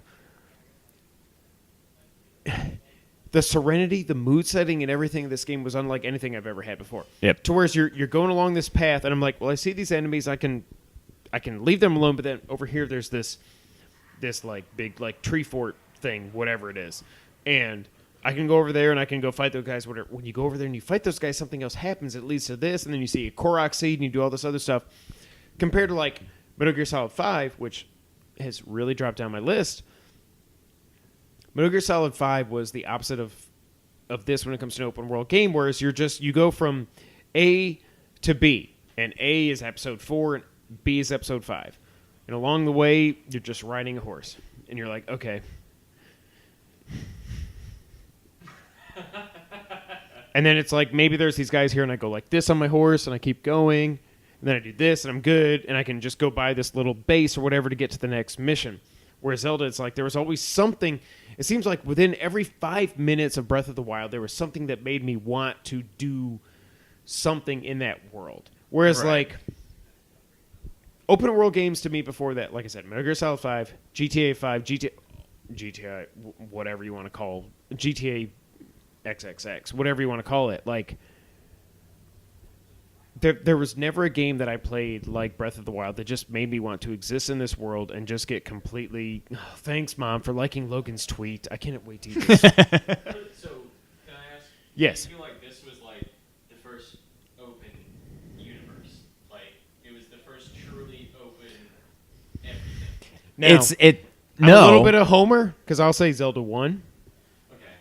Zelda But- games have always been that way, and even before, literally right before Zelda, there was Horizon. I mean, it's not the first game. There's all the GTA games, but something about it just drew me into that world, and I wanted to explore. Even before they released the patch that showed Path of the Hero, or whatever it's called, where it shows everywhere you've been on the map, I was shocked how much of the map, simultaneously, how much of the map I had visited and how much I hadn't. But like I had a desire to go and explore everywhere, even if there's no need to, other than just to explore. And then I saw the map and saw, grand scheme, how little I had actually explored, and wanted to explore the rest that much more. Do you think that it's Nintendo's response, not maybe intentionally, but Nintendo's response to like a Fallout or Skyrim? I think they definitely took some cues from some other games, Not and in a bad way. No. Not to be like they stole Yeah. or anything, but like this was them being like, that is cool.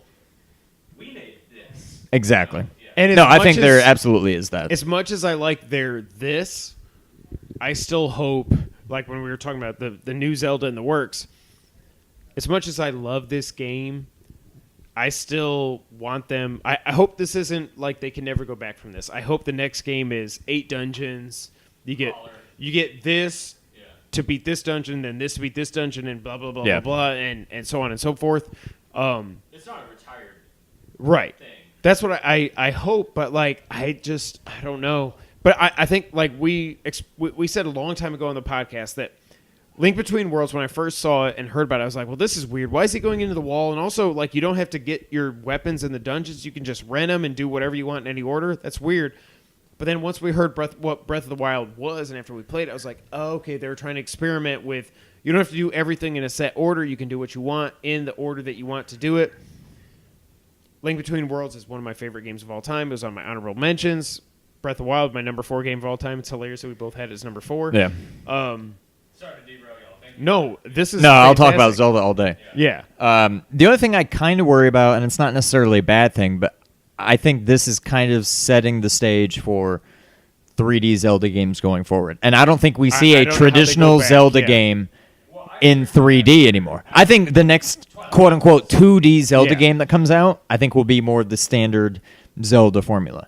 But I don't think in a true 3D Zelda game we go back to dungeon, new item, beat the boss using that item. Go to the next dungeon, new item, beat that. I don't think we go back to that. Not to say it's a bad formula. Right. Do you think it's time to move on from that?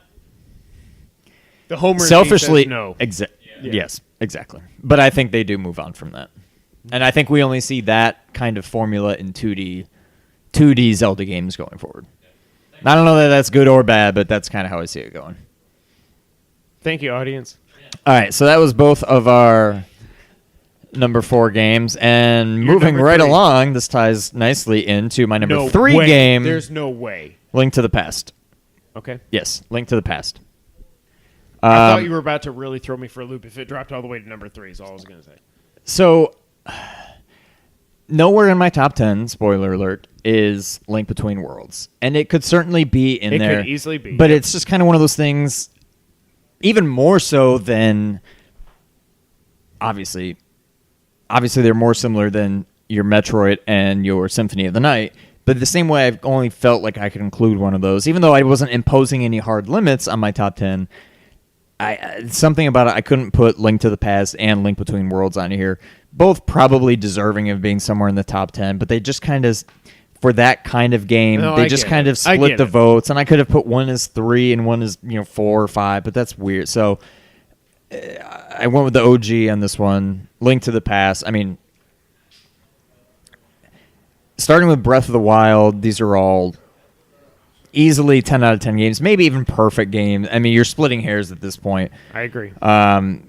We've talked it to death. Number 3 is Link to the Past. It's a game I've played through and beaten, I don't know, 7 or 8 times now probably. And we'll, every year or two I load it up on like an emulator or whatever, NES or SNES Classic, that kind of thing, and I'll just play through it. And it's not a short game. It's not like I can beat it in an hour. it's like 15 but it's still, hours or but it so, never yeah. seems But it doesn't feel that long. right. Like even if you told me, like Paul was saying that you could beat Horizon Zero Dawn in 5-6 hours, to me that still, for whatever reason, seems like so much more of an undertaking than Link to the Past does. Yeah. And I don't know why, but a lot of these newer games, they just don't have the replay value to me. Link to the Past. It's a perfect game. We've talked it to death over the last 114 episodes. So, number 3, Link to the Past. Number 3 for me, Link to the Past.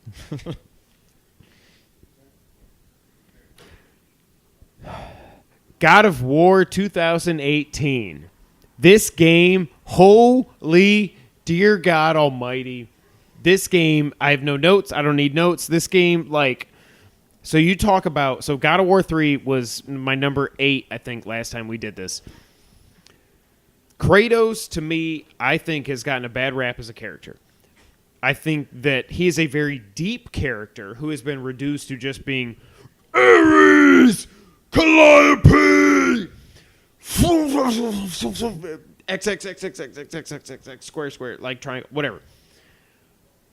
I think God of War 2018 has flipped the script on video game characters more than any video game I've ever played in my life.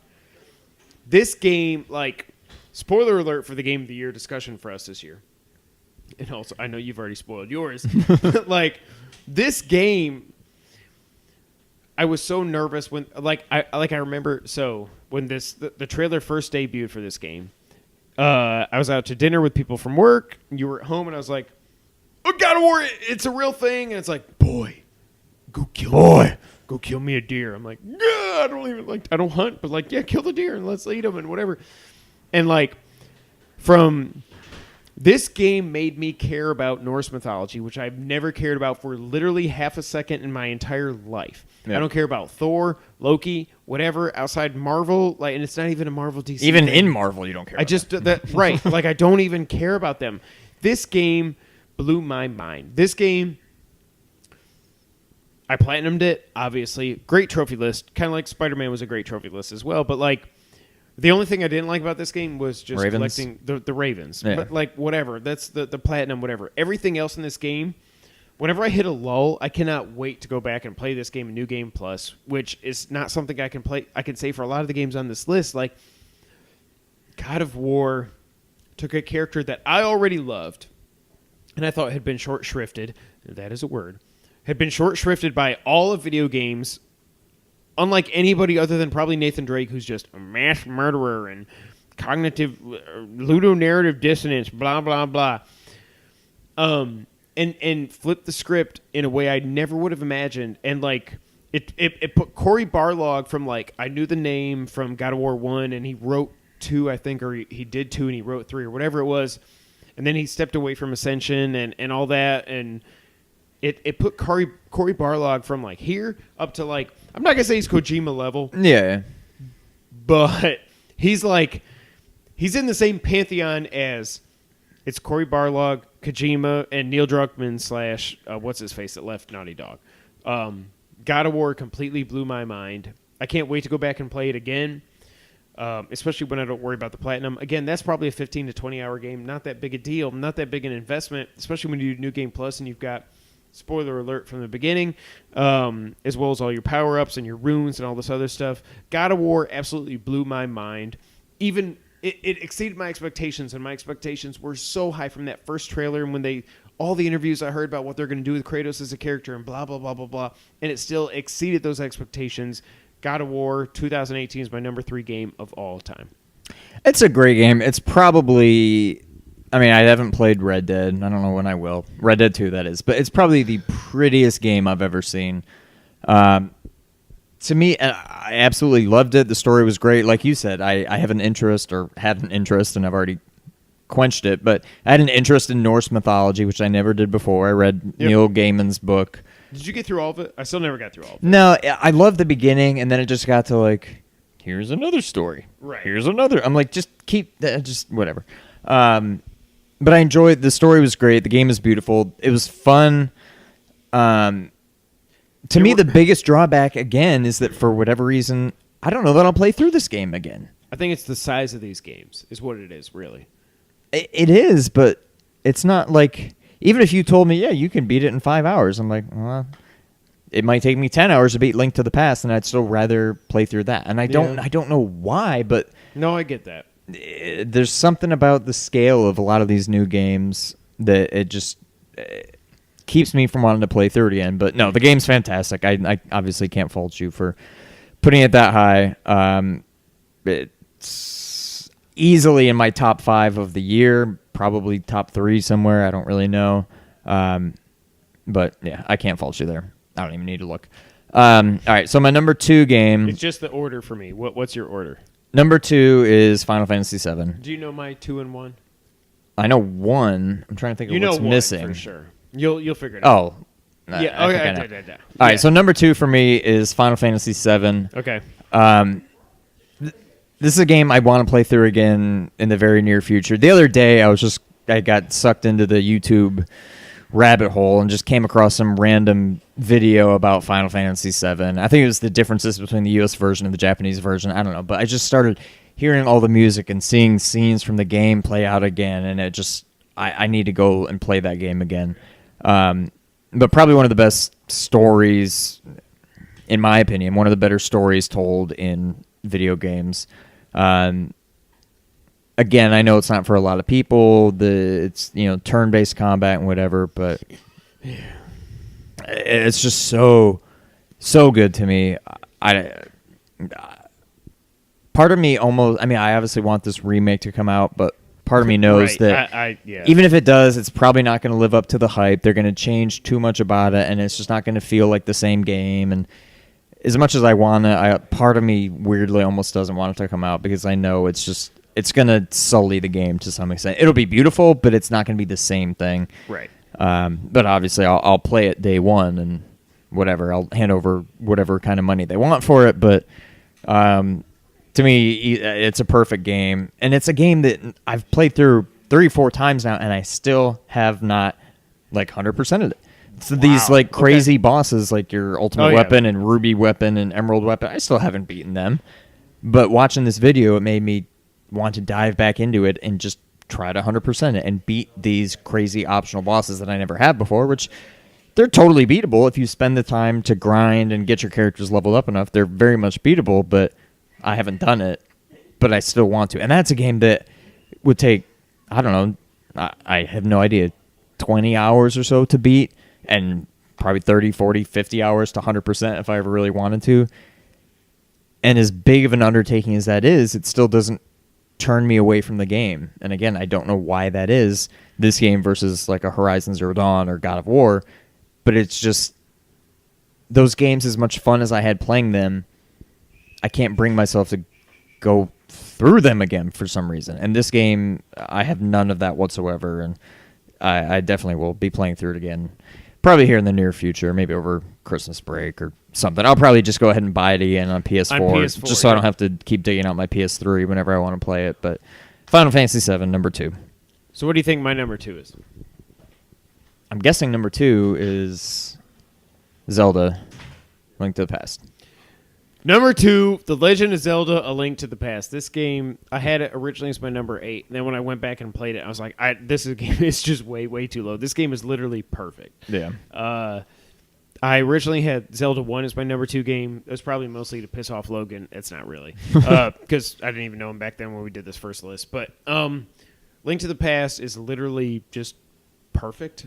There's nothing I would improve on this game at all. And I don't know what else needs to be said. This game's perfect. It's Link to the Past. It's the best Zelda game ever made. Yep. It set the course for the franchise from here on out with the 2 different worlds and the 3 things in the first world, and then you do all this other stuff to revive the sages or do whatever you do. Almost everything except for Breath of the Wild and some of the weird other games.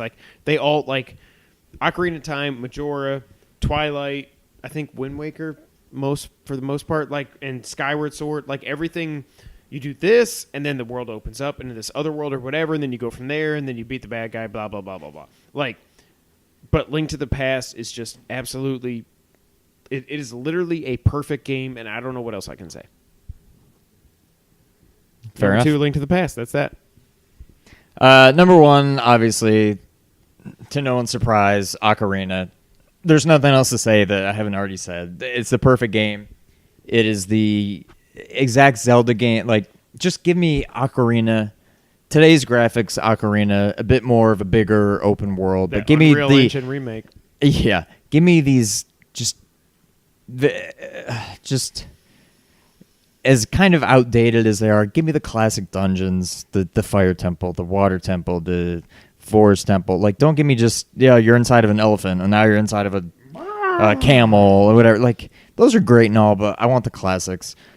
This game's perfection. It does the thing that Link to the Past started with the Light World and Dark World. This does, past and present or present and future, whatever you want to call it.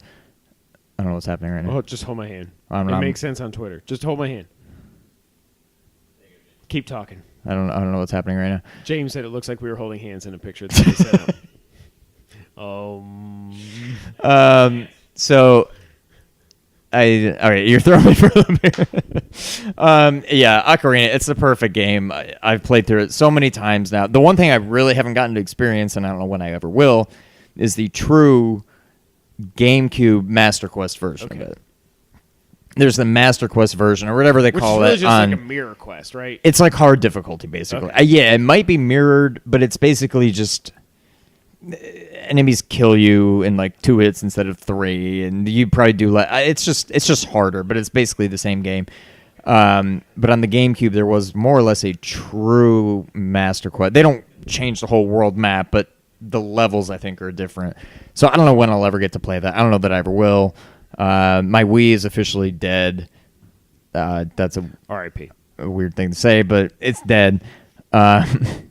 And I don't have my GameCube. I think I gave my GameCube to you. I don't even know if you still have it. I don't know if it works, but it's gone. So I don't know when I'll ever play the true Master Quest, but God, I want to. But I don't know.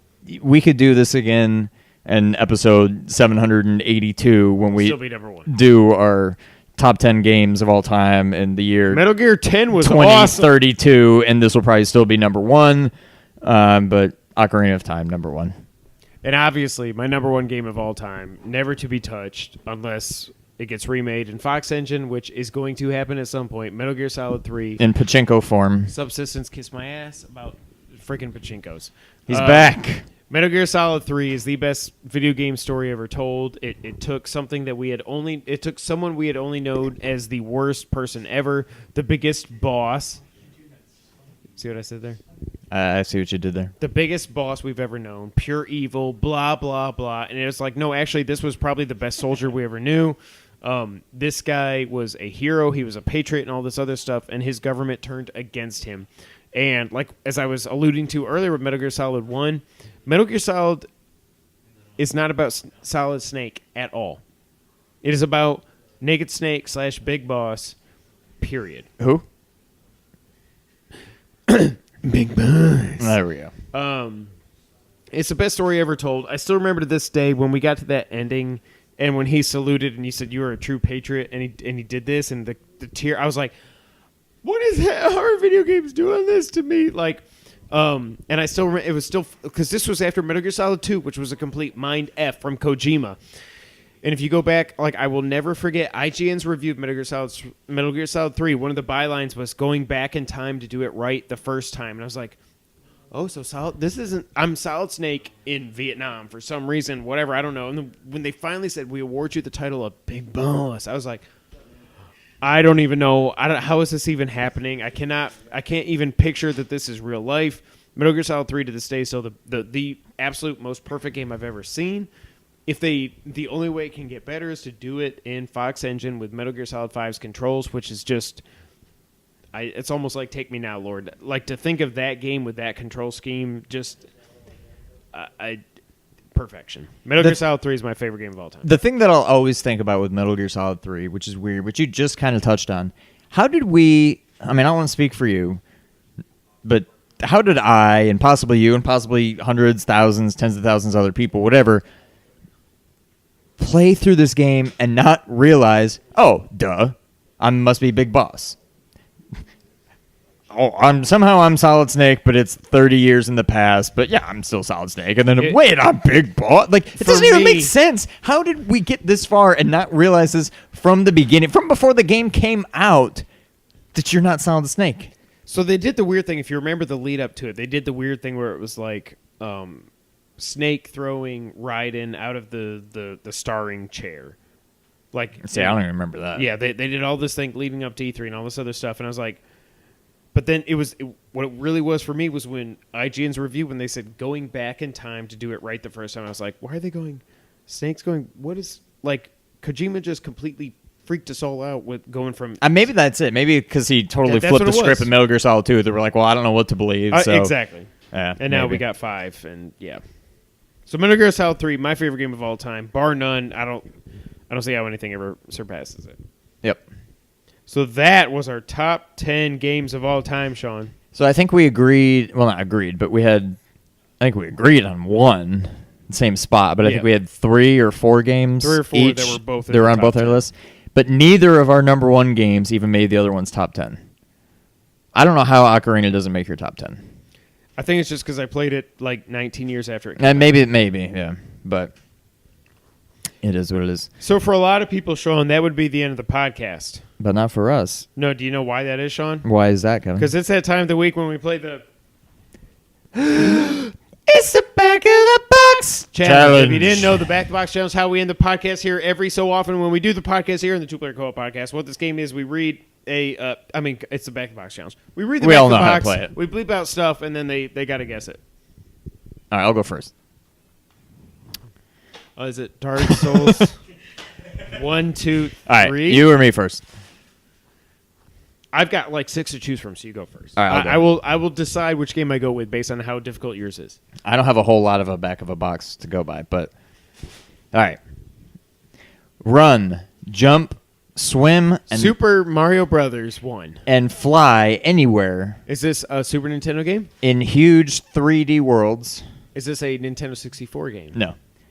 Full of zany humor and the blank-tude. Scrounge up the missing... Do you play as a human? No. Do you play as a cat? Yes. Do you play as Bubsy? I was worried that might be too easy because we always talk about Bubsy. I'm like, how have we not done Bubsy 3D yet? Shout out to Bubsy 3D. All right. Bubsy 3D. All right, well, that was too easy. So now you have to give me a layup. This one means a lot to you. I'll just say that. Final Fantasy 10, 7, 8, 12, Zelda. Boogerman. Chuck Rock 3D. The most revolutionary action strategy game of its kind. Nothing comes closer. Command and Conquer. Nothing comes closer to offering an exciting combination of strategy, team building, which Oh, sounds- Rainbow Six. realistic three-dimensional graphics, and true-to-life special forces action.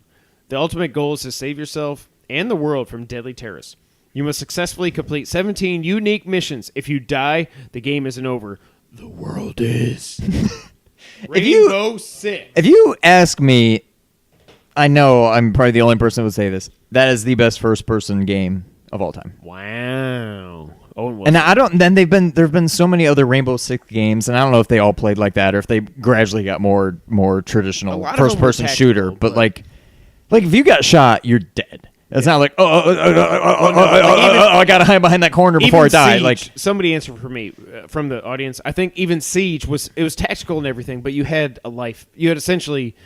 It was not a one-hit kill. It was like a Call of Duty. It was like a whatever. Yeah, okay. So But it's still the tactical and talk to your team and breach here and do all this, blah, it blah, was blah. so good. Yeah, but Rainbow Six, I don't know that I played it a lot, but I remember watching you play it all the time. It was You were just so much clicking fun. and... God, I loved it. Yeah. Awesome. Well, that was the quickest back of the Yeah. box ever. Shout out to Bubsy 3D. You know what I almost did? No, what?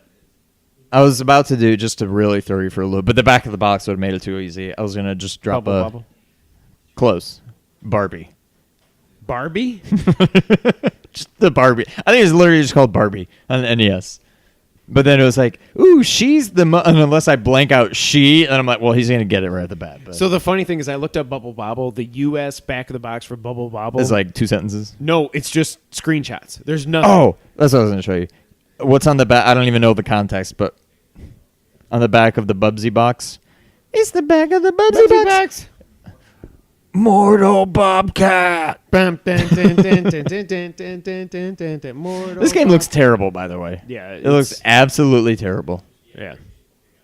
Shout out to Bubsy. Shout out to Bubsy. Hey, shout out to everybody at Nerd901. Shout out to everybody donating on the stream. Thank you guys so much. We're over $2,000. Hey, shout out to the Street Fighter champ. Shout out to me, Street Fighter champ. Hail to the king. Yeah, come on, Sean. Take a bow. All hail Sean. Yeah. Thank you. Thank you. Oh, you in the back. Thank you. Thanks, guys. is Thanks. a mystery. What you didn't know is we're actually doing 3 out of 5. So we're gonna It'll never end. Best of 75 and Street Fighter 1 is up next. Hell no. And then Street Fighter 2010. Not even funny. All right. Thank you guys so much for being here. As always, you can find us at youtube.com/2player-co-op. Go ahead, hit the subscribe button. Don't screw me up again. We didn't have any bloopers this time. No bloopers. Subscribe, hit the little bell so you get reminded. Check out our brother, youtube.com/blurwithoutfear. Over 13,000 so far. Go over to Ernie's channel. Check him out. Ernie is, I say it every time, but I'm so proud of him. He's kicking ass, and he just continues to kick the ass. Check out Nerd901, obviously, nerd901.com for all things nerdy in Memphis and around the globe. We have a Facebook page. We stopped updating it, facebook.com/2player-co-op gaming. Audio, do you like audio? I love audio. Good. You might like audio here in a little bit, but stay tuned for that. It's been a lot of fun. Stay tuned to twitch.tv/nerd901. Thank you guys so much for tuning in. And until the next time, Sean, go ahead and take us out. Thank you for playing. Oh, he nailed it! Nailed it. All right. I'm out. Mic drop. Bye-bye.